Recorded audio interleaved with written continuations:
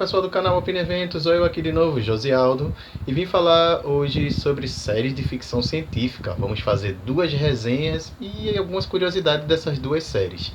A primeira que eu vou falar é Stargate SG-1 e a outra, nosso convidado Ronilson Araújo, do Portal Cine Nerd, vai falar, que é Babylon 5.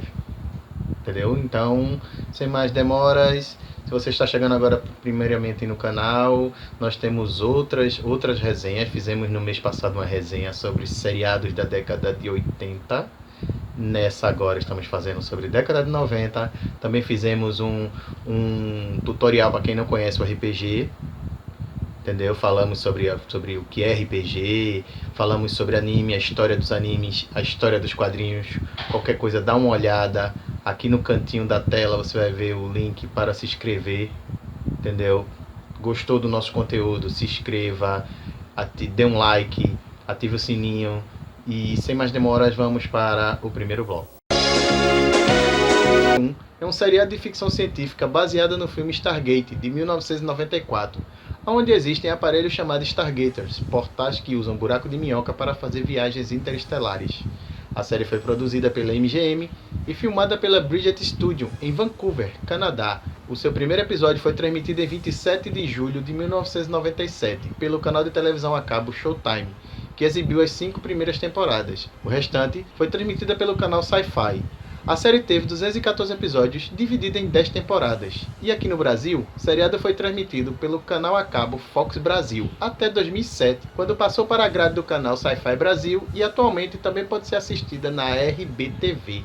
A série de TV começa alguns anos depois dos eventos do filme. O Portal da Terra é ativado e outro Goldo, raça alienígena apresentada no filme de nome Amorphis, chega à base secreta onde o portal está escondido com um pequeno exército e rapta alguns humanos. O líder do projeto Stargate, General George Hammond, convoca novamente o Coronel O'Neill para uma missão de resgate. O grupo parte para Abydos pelo portal. Abydos é o planeta que é apresentado no filme, viu? Lá eles descobrem que o Stargate não é um caminho ligado a apenas 2 mundos, mas sim é uma rede de portais espalhada por muitos mundos, no qual cada um é ativado por uma combinação própria de símbolos. Então começa daí as aventuras da equipe SGC-1, Stargate Command 1, composta pelo Coronel Jack O'Neill, Richard Dean Anderson, o Dr. Daniel Jackson, interpretado pelo Michael Banks, e a Major Samantha Carter, interpretada pela Amanda Tappy, e Teal'c, interpretado pelo Christopher Juggle, um alien da raça Jaffa, escrava dos Goldos, que se rebela contra seus senhores e luta para libertar todo o seu povo. Stargate ele continua diretamente do filme, como já diz, 2 anos depois que ocorre a série, entendeu? Então eles já levam esse Stargate depois das resenhas do filme. O Dr. Michael, ele fica no planeta no final do filme. Ele fica enquanto o General O'Neill volta. Ele volta para a Terra e lá eles esquematizam tudo. Eles descobrem que o Stargate é um local perigoso, porque existem raças que estão invadindo. Então eles pegam esse portal e levam para uma base aérea e lá eles começam a analisar o portal. É quando ocorrem esses fatos da série. A série começa daí. Os Goldos retornam. E basicamente o Stargate, essa série, durante as 10 temporadas, é sobre eles explorarem outros mundos para libertar os Jaffa e evitar a invasão de outros alienígenas através do Stargate. Ele aparece diversas outras raças começam a aparecer, não é só os Goldos, não é só os Goldos que aparecem. Ele começa também a dar uma explicação melhor sobre como é o Stargate, para que foi criado, a funcionalidade de outros artefatos que vão aparecendo. Entendeu? Eles abordam mais o General O'Neill, abordam alguns outros personagens, entendeu? O General O'Neill, como ele é o principal, um dos principais da série, ele é uma pessoa amargurada, isso é bem visto na série. Ele é o tipo comandante suicida. Basicamente o General O'Neill, você vai ver ele em atos muito loucos durante a série. Você vai ver ele invadindo, pulando, se ele precisar pegar um explosivo e correr e jogar, você vai ver esse tipo de atitudes. É apresentado muito bem o General O'Neill nisso, esse aspecto psicológico dele. E vamos para curiosidades. Curiosidades.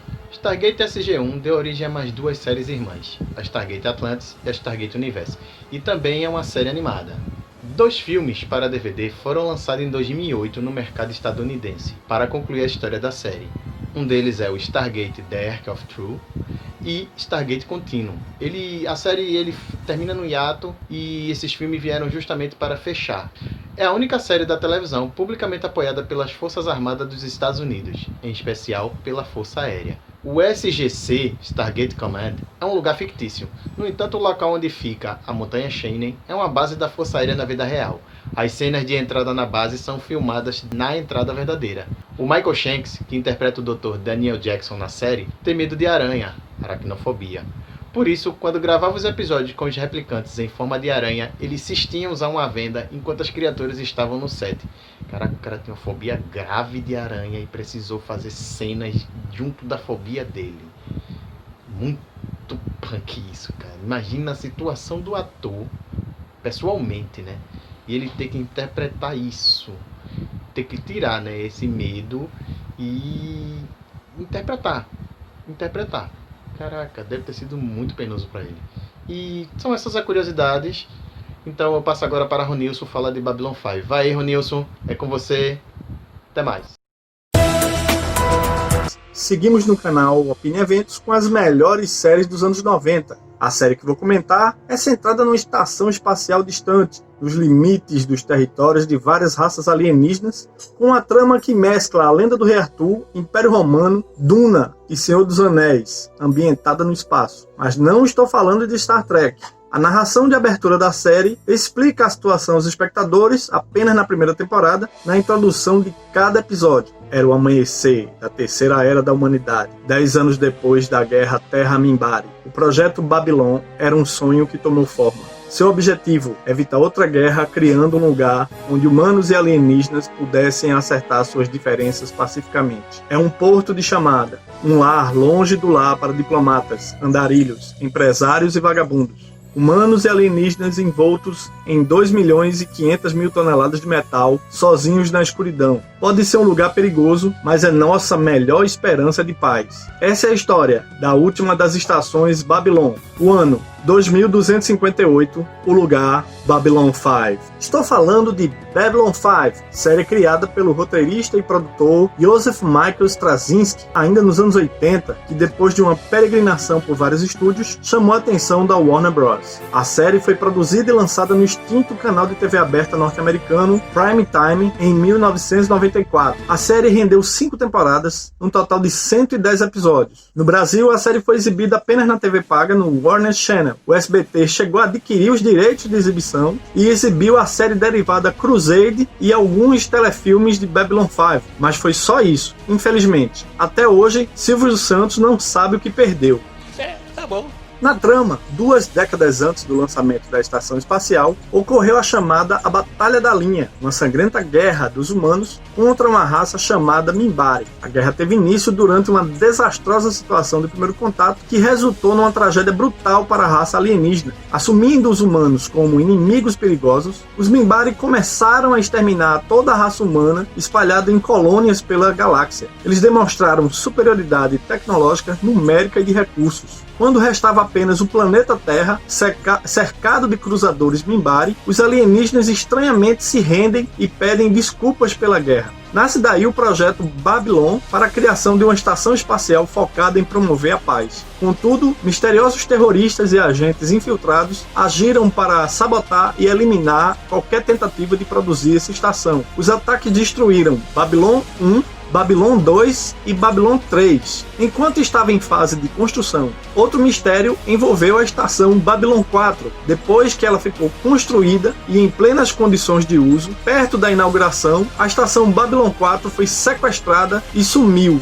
sem deixar nenhum vestígio, nenhuma pista. É nesse contexto que vemos o lançamento de Babylon 5, no episódio de estreia O Encontro. O comandante da estação, Jeffrey Sinclair, que é o ator Michael O'Hare, é envolvido numa intriga política, sendo acusado de tentar matar o embaixador Kosh, que é da misteriosa raça Vorlon, enquanto um fanático religioso prepara uma nova sabotagem para destruir a estação Babylon 5. Os mistérios da série ganham novos contornos com uma frase que ecoa por várias temporadas. There's a hole in your mind. Há um buraco na sua mente. Diante da intrigante trama que mistura ficção científica, política, filosofia, misticismo, aventura e muitas batalhas, vemos personagens marcantes. A tenente russa Susan Ivanova, que é a atriz Claudia Christian de Dallas, a embaixadora Delenn, da raça Minbari, que é a atriz Mira Furlan, de Lost, o embaixador Londo Mollari, da raça Centauri, que é o ator Peter Jurasky, de Sliders, o embaixador G'Kar, da raça Narni, que é o ator Andreas Katsula, que atuou em Jornada nas Estrelas da Nova Geração, o assistente Minbari Lenier, o ator Billy Mumy, de Perdidos no Espaço, o comandante John Sheridan, que é o ator Bruce Boxleitner, do filme Tron, entre outros astros.